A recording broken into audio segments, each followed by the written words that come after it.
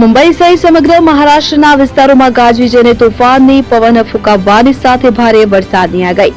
વિગત વાત કરીએ તો મહારાષ્ટ્રમાં આવતા 48 કલાક માટે 6 સ્થળો માટે રેડ એલર્ટ અને અન્ય 6 સ્થળો માટે ઓરેન્જ એલર્ટ આપી વરસાદની આગાહી કરવામાં આવી છે, જેમાં થાણે, પાલઘર, રાયગઢ, પુણે ઘાટ, નાસિક ઘાટ, સાતારા ઘાટ વગેરે જેવા પ્રદેશોનો સમાવેશ થાય છે। આ વિસ્તારો માટે હવામાન વિભાગે આગાહી વ્યક્ત કરી છે। તો હવામાને પારખીને હવામાન વિભાગે 28 સપ્ટેમ્બર રવિવારે મુંબઈ, થાણે, પાલઘર, રાયગઢ, નાસિક ઘાટ, પુણે ઘાટ પ્રદેશ તેમજ કુલ 6 સ્થળોએ રેડ એલર્ટ જારી કર્યું છે। મુંબઈમાં 28 અને 29 સપ્ટેમ્બરે એમ 2 દિવસ માટે ભારે વરસાદની આગાહી કરવામાં આવી છે, જેમાં વરસાદ, વીજળી, પ્રચંડ ચમકારા અને જબ્ર પવન સાથે સુસવાટાઓનું ત્રેખડ સર્જાય તેવી સંભાવના છે। 28-29 સપ્ટેમ્બરે નજીકના થાણે, પાલઘર સહિત રાયગઢથી લઈને મધ્ય મહારાષ્ટ્રમાં પણ ધમાકેદાર વરસાદી બેટિંગ થાય તેવા કુદરતી પરિબળો સર્જાઈ રહ્યા છે। 200 મિલીમીટર કરતા પણ વધુ વરસાદ વરસવાની શક્યતા હવામાન વિભાગે વ્યક્ત કરી છે।